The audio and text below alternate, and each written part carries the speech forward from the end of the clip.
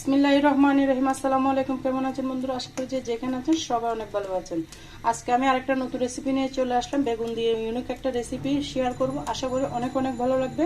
বেগুনগুলোকে আমি সুন্দর করে এখানে দুইটা বেগুন কেটে নিয়েছি। বেগুনের মতো অনেক পোকা ছিল, সেই জন্য আমি আর কাটাটা শেয়ার করলাম না। আপনারা আপনাদের পছন্দ মতো স্লাইস করে নিয়ে নেবেন বন্ধুরা। তারপর এখানে আমি একটা প্যান বসিয়ে দিয়েছি। একদম সহজ ইউনিক একটা রেসিপি আপনাদের সাথে শেয়ার করতে যাচ্ছি। যে কেউ এই রান্নাটা রান্না করতে পারবেন, এত সহজ বন্ধুরা। আগে কখনো দেখেছেন কিনা এই রান্নাটা অবশ্যই বলবেন, আর কখনো খেয়েছেন কিনা সেটাও বলে যাবেন। এবার এ পর্যায়ে আমি বেগুনগুলো দিয়ে দিলাম। একদম সহজভাবে দেখাচ্ছি কিভাবে বেগুনগুলো আমি রান্না করতেছি। দেখতে চাইলে অবশ্যই একটা লাইক দিয়ে আমার সাথে থাকার অনুরোধ রইল বন্ধুরা।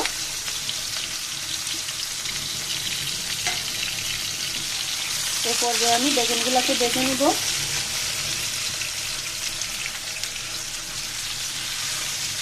এখন ওই বেগুনে কিন্তু অনেক পোকা, যখন শীতকাল আসে যাবে তখন আর তেমন পোকা পাওয়া যাবে না। আর বেগুনের দামও কিন্তু প্রচুর চড়া। আমি ভালো মতো বেগুনটাকে ভেজে নেব এখানে বন্ধুরা। আমিও কিন্তু অনেক ভালো আছি আলহামদুলিল্লাহ। আপনাদের দোয়াও ভালোবাসায়, আপনাদের সাপোর্টে কিন্তু আমি আলহামদুলিল্লাহ এগিয়ে যাচ্ছি।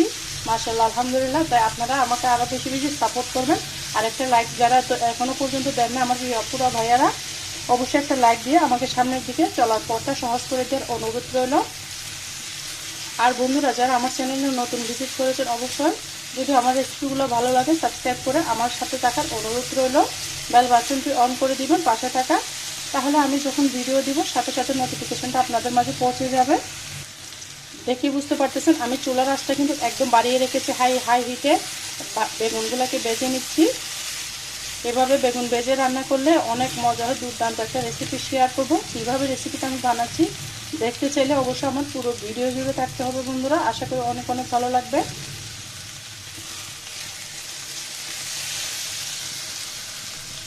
দেখুন বন্ধুরা আমার বেগুনগুলো কিন্তু ভাজা হয়ে গিয়েছে, দেখে হয়তো বুঝতে পারতেছেন।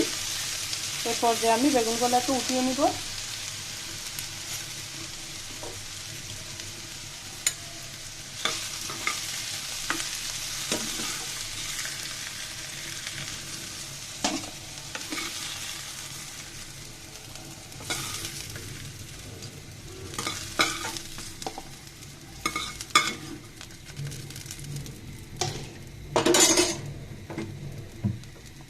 সামান্য একটু তেল দিব।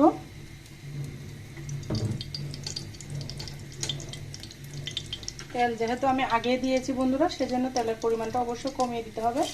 দিয়ে দিচ্ছি রসুন কুচি, তারপর দিয়ে দিচ্ছি পেঁয়াজ রসুন একসাথে কুচি করে দিয়ে দিয়েছি, দিয়ে ভেজে নিচ্ছি। অনেক অনেক টেস্টি একটা রেসিপি শেয়ার করতেছি, আশা করি অনেক ভালো লাগবে। দেখতে থাকুন, পুরো ভিডিও জুড়ে থাকুন, অনেক অনেক ভালো লাগবে আপনাদের কাছে আমার রেসিপিটা।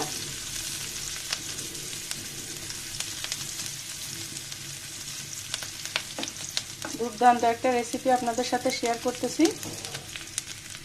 এই পর্যায়ে আমি পেঁয়াজগুলোকে এক সাইডে নিয়ে নিয়েছি, হালকা করে ভেজেছি। দিয়ে দেব একটা ডিম।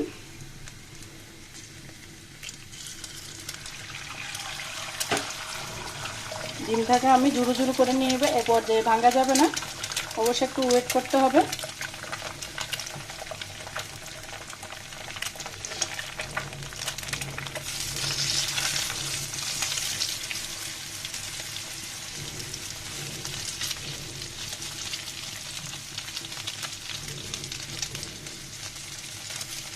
দেখেই বুঝতে পারতেছেন আমি ডিমটাকে একদম ঝুরু ঝুরু করে নিচ্ছি, একটু যেন আস্তে আস্তে থাকে সেরকমই করে নিচ্ছি।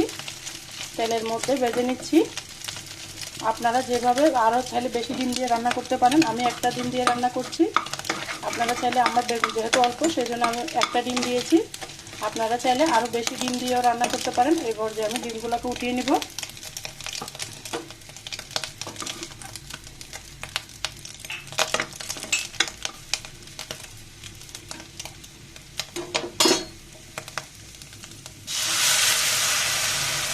এখানে দিয়ে দিলাম পানি। আমি এখানে কিছু শুকনো মশলা অ্যাড করব, সেই জন্য মশলাগুলো যেন পুড়ে না যায়। তেলটা বেশি গরম হয়ে গিয়েছে, দিয়ে দিলাম একটু হলুদের গুঁড়া। বন্ধুরা আপনারা সবাই জানেন হয়তো, যারা নতুন রাঁধেন তাদের জন্য বলতেছি, বেগুনের মধ্যে সবসময় মরিচ মশলাটা একটু কমই লাগে, সেই জন্য অল্প অল্প দেওয়ার চেষ্টা করবেন। দিয়ে দিয়েছি মশলার গুঁড়া, তারপর দিয়ে দিচ্ছি স্বাদ মতো লবণ। আমার রেসিপি বেগুন যেহেতু অল্প, সেই জন্য আমি অল্প অল্প উপকরণ দিয়ে আমি রান্নাটা বানিয়ে নিচ্ছি। আপনারা চাইলে বেশি মশলা দিয়ে রান্নাটা করে নিতে পারেন, বেশি করে উপকরণ দিয়ে, বেশি করে বেগুন দিয়ে। আমি মশলাটা, মরিচের গুঁড়াটা একটু বেশি দিয়েছি, একটু ঝাল ঝাল করে রান্না করব। সেই জন্য আপনারা যারা ঝাল পছন্দ করেন না তারা অবশ্যই কমিয়ে দিবেন। আমি কিছু গরম মশলা অ্যাড করেছি, এলাচ, দারচিনি, লবঙ্গ অ্যাড করেছি। সেগুলো আপনাদের পছন্দ মতো দিতে পারেন, না হলে কিন্তু স্কিপ করতে পারেন। তারপর দিব সামান্য পরিমাণ চিনি। চিনিটাও আপনাদের পছন্দ মতো দিতে পারেন, না হলে কিন্তু স্কিপ করতে পারেন। এই পর্যায়ে ডিমগুলোর সাথে আমি মশলার সাথে ভালো করে কষিয়ে নিব। মশলাটা আমার ভালো মতো কষিয়ে গিয়েছে, দেখতে পাচ্ছেন কড়াই থেকে তেলটা ছেড়ে ছেড়ে আসতেছে, মশলাটা ছেড়ে আসতেছে। খুব সহজভাবে দেখাচ্ছি, যারা ব্যাচেলার ভাই আপুরা থাকে তারাও কিন্তু এই রেসিপিটা অনেক মজা করে বানিয়ে নিতে পারবেন। রুটি, পরোটা, ভাতের সাথে কিন্তু একদম জমে যাবে। তারপর দিয়ে দিয়েছি ভেজে রাখা বেগুনগুলো। একদম সিম্পলভাবে দেখিয়েছি। আমি সবসময় আমার চ্যানেলের মধ্যে সহজ রেসিপিগুলো আপু ভাইয়াদের জন্য, আমার প্রিয় বন্ধুদের জন্য শেয়ার করি। আর সবাই তো সবসময় ঝামেলা করে রান্না করতে পারে না, সেই জন্য কীভাবে সহজ উপায়ে রান্নাটা করা যায় সেই রেসিপিটাই আমি আপনাদের সাথে সবসময় শেয়ার করি বন্ধুরা। আশা করি আমার রেসিপিগুলো আপনাদের কাছে অনেক ভালো লাগে। আর যারা এতটুকু এসেও বন্ধুরা একটা লাইক দিতে ভুলে গিয়েছেন, প্রিয় আপুরা ভাইয়ারা অবশ্যই একটা লাইক দিবেন। দেখুন বন্ধুরা, তেলের মধ্যে আমি 2 মিনিট মতো কষিয়ে নিয়েছি, কোনো পানি ইউজ করি না এখনো। এই পর্যায়ে আমি দিয়ে দেবো পানি। একদম ইউনিক একটা রেসিপি শেয়ার করেছি, আশা করি আপনাদের কাছে অনেক ভালো লাগবে। ভালো লাগলে আপনাদের প্রিয় পরিবারের কাছে আমার ভিডিওটি শেয়ার করে দেওয়ার অনুরোধ রইল বন্ধুরা। এ পর্যায়ে আমি দিয়ে দিলাম পানি। বেগুনটা একটু সিদ্ধ হতে হবে, বাজার মধ্যে কিন্তু 80% সিদ্ধ হয়েছে, আর 20% কিন্তু সিদ্ধ হতে হবে, সেই জন্য দিয়ে দিলাম পরিমাণ মতো পানি। তারপর দিয়ে দিচ্ছি 2টা কাঁচামরিচ মাঝখান থেকে ভেঙে। আমি যেহেতু লাল মরিচের গুঁড়া অনেক দিয়েছি, সেই জন্য কাঁচামরিচটা আমি কম করে দিয়েছি। লবণটা একদম পারফেক্ট হয়েছে। এই পর্যায়ে আমি রান্না করে নিচ্ছি বন্ধুরা, পরিবেশন নিয়ে আসতেছি। দেখুন বন্ধুরা, প্রায় 5-7 মিনিট মতো মিডিয়াম আঁচে রান্না করেছি। আমার বেগুন ডিম রান্নাটা একদম পারফেক্টভাবে হয়ে গিয়েছে, বেগুনটা গলে গিয়েছে, দেখে হয়তো বুঝতে পারতেছেন। বেগুন তরকারি হয়তো 5-7 মিনিটের বেশি সময় লাগে না। আর যেহেতু আমার বেগুনটা আগে ভাজা ছিল, একদম পারফেক্টভাবে রেডি হয়ে গিয়েছে। আমি পরিবেশন করে দেখিয়ে দিচ্ছি আমার রান্নাটা কেমন হয়েছে। দেখুন বন্ধুরা কেমন হয়েছে, একদম গরম ভাতের সাথে, রুটি, পরোটার সাথে কিন্তু এই রেসিপিটা একদম জমে যাবে।